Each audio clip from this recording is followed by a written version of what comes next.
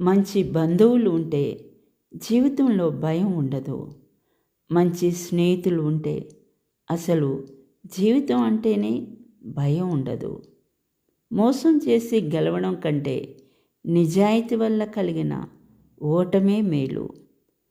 ధనం విషయంలో మనకంటే తక్కువ వారితోనూ, గుణం విషయంలో మనకంటే ఎక్కువ వారితోనూ పోల్చుకుంటే జీవితంలో అభివృద్ధి సాధించగలం.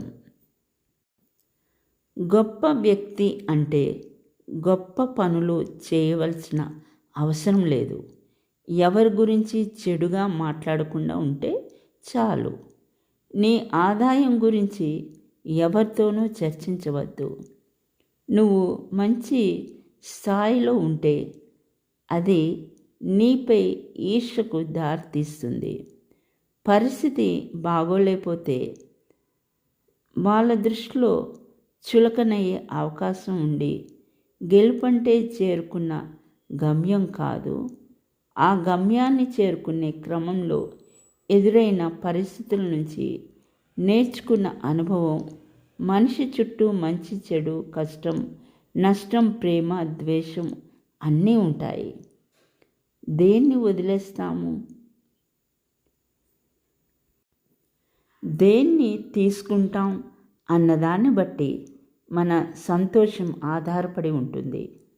సక్సెస్ అనేది ఊరికే రాదు. కష్టాలు ఎదుర్కోవాలి, బాధలు తట్టుకోవాలి, కన్నీళ్ళు పెట్టుకోవాలి, తప్పులు దిద్దుకోవాలి, ఎదురు దెబ్బలు తినాలి, సహనంతో మెలగాలి, బంధాలను కోల్పోవాలి, గుణపాఠాలు నేర్చుకోవాలి, మనసుకు గాయాలు కావాలి, మాటలకు గుండె ముక్కలు అవ్వాలి.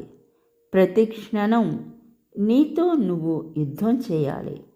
అప్పుడే నీ జీవితానికి విజయం వరిస్తుంది. గెలిచిన వారి పరిచయం కోసం అందరూ ఎగబడతారు, కానీ మనకి తెలిసిన వాడు గెలిస్తే ఎందుకో ఓర్చుకోలేరు కొందరు. నువ్వు చేరదీసిన వాళ్ళంతా, నువ్వు సహాయం చేసిన వాళ్ళంతా నిన్ను ఆరాధిస్తారు అని అనుకోకు. వాళ్ళ అవసరం తీరిన రోజు నిన్ను పక్కన పెట్టేస్తారు. సహనం నీకుంటే సకలం నీదే, వినయం నీకుంటే విజయం నీదే.